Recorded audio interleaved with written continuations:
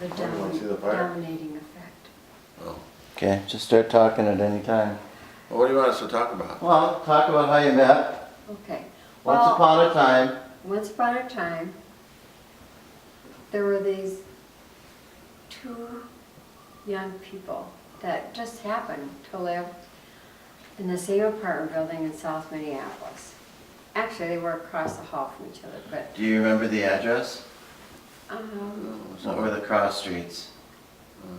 Park and, well, it's on Bloomington Avenue. Bloomington Avenue. I think it Oh, I was, know. I believe. 40th and Bloomington. 40th and Bloomington. It was a new apartment building at that time. Anyway, your dad was working at Minneapolis Moline. He had finished a couple years of school, and so he had a job for the summer. People don't know what Minneapolis Moline was. What? They manufactured tractors and farm implements,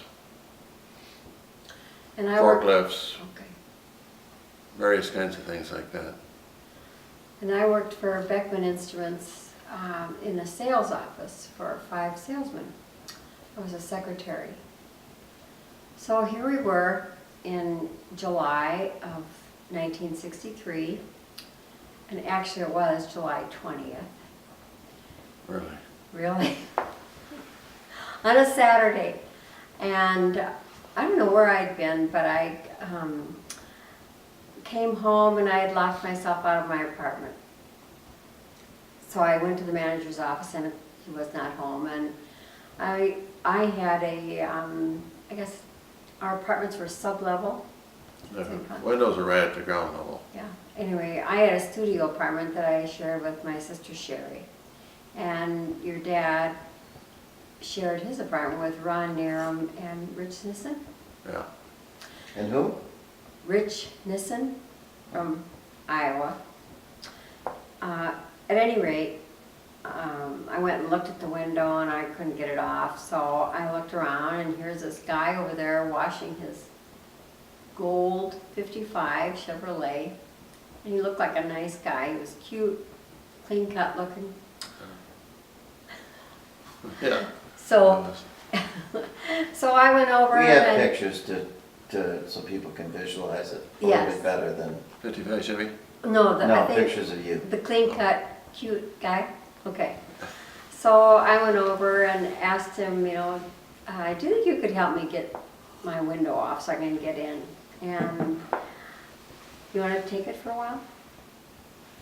Yeah, she tapped me on the shoulder and she said, I locked myself out of my apartment and was wondering if you could help me get in. I said, yeah, I'll try. So I went over and I looked at the window and, well, I could get her in because it was unlocked on the inside of the window, but the screen was going to have to be kind of torn off a little bit. So I decided that why don't we just wait a little longer to see if the manager comes home and then he can unlock the door. So anyhow, I asked her if she wanted to come over and have a beer or something. And she said she didn't drink beer, but she drank Coke. Did I know that she drank Coke? Well, anyhow, Well, you went I and said I got don't have some. any Coke, but I can run across the street and get a 6-pack and we can sit here and talk for a while. So anyhow, I did that. I ran over and got a 6-pack of Coke and came back and we sat there and talked. I don't know what about, a lot of different things, but go ahead if you want to talk about that. Well, I don't remember what we talked about, but anyway, a couple hours went by. Basically our backgrounds. Yeah. We talked about where we're from and we both grew up on a farm and small towns, same size roughly. And so we just chatted about that. So finally, I mean, time was flying by here and I don't know, it must have been 2 or 3 hours. And so I said, well, I have a date tonight. I have to get ready and I'll go over and I'll take that screen off. I'll get it off. because the guy hadn't shown up, and we checked several times and he hadn't come back. So anyhow, I went over and I took the screen off, unlocked the door, or got in through the window, or she got in through the window, I don't remember how that was. And we got her in, and so I was sitting in the shower and I thought, God, I should have asked her for a date. What's wrong with me? Instead of telling her you had a date. Well, I mean, at that point, it didn't make any difference what I told her. I guess the date was what I was going on. So anyhow, I decided to go over, and after I got done getting ready and knock on the door, I said, hey, what are you doing tomorrow night? She says, nothing. So I said, would you like to go someplace? So we did, I guess. I don't remember where we went, but. We went to a movie. I actually remember exactly what I was wearing. Oh my God. Well, I don't. But you have to insert the part about how you had told Ron Nero and you saw me in the Oh parking yeah. lot. I saw Bonnie in the parking lot and I thought, wow, she a knockout. I said, I'm going to marry her someday. And that was. This was before. This is like a couple of weeks before I saw her. And that was my plan. But I wasn't planning on going over to knock on her door or meeting her. And I don't know how I was going to figure out how I was going to meet her, but anyhow, it just happened by accident. So that was the beginning.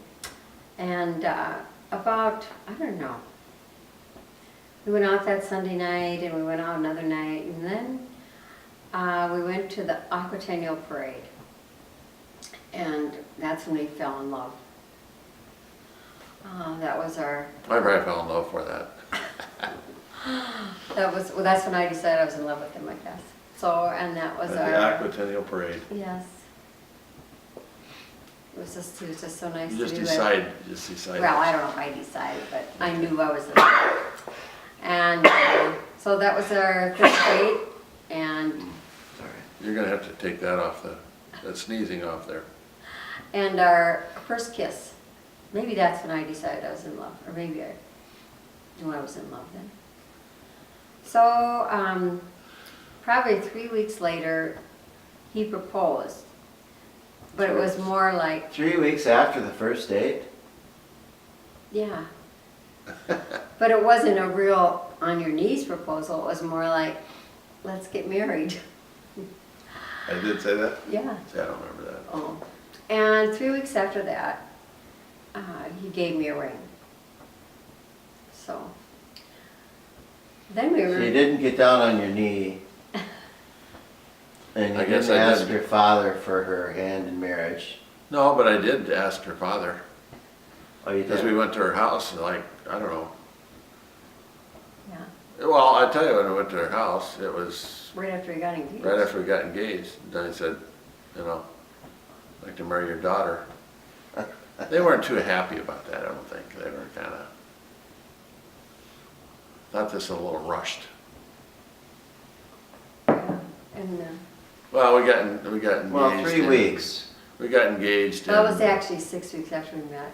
6 or 7 weeks Okay. and got married in 3 months. So, I mean, that's probably a little quicker than a person should do that.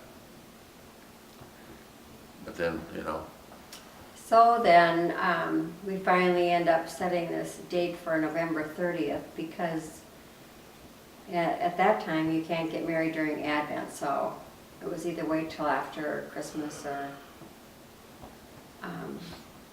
or get married beforehand. And I think there was a faint plan that he was gonna go back to school right away. Anyway, that didn't quite. Where did you get married? In Wabasso, Minnesota at St. Anne's. and it's Catholic Church down there. Where is that, near St. Peter? No, not too far.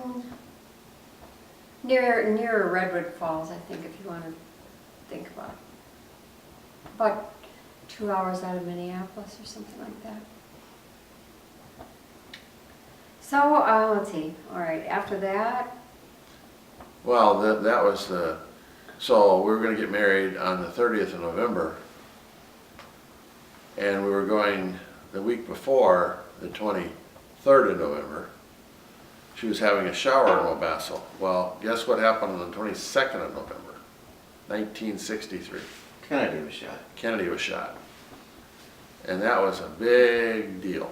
I mean, that just about threw everybody into a tizzy, Well, it just stopped the country. yeah. So we didn't know, I mean, we really didn't think, it was really questionable whether or not we should get married because frankly, I mean, after that, his funeral was gonna be, you know, like the following week, and it was just, it was turmoil. But I guess we decided to go ahead and have the shower, but interesting part was that was on that Sunday, I think it was a Sunday after Kennedy got shot, they had, that was when they had, the guy that shot him, Oswald? Oswald. We were sitting there with her dad and I think maybe her little brother, were sitting there watching television, and we saw Jack Ruby shoot Oswald right on TV. I mean, it was just as, bang, just as planned day.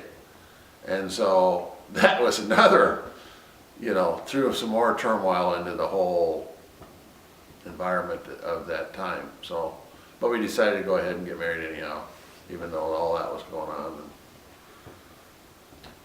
And so we did. Good. And so then if we go on to other, you know, moving on in our life,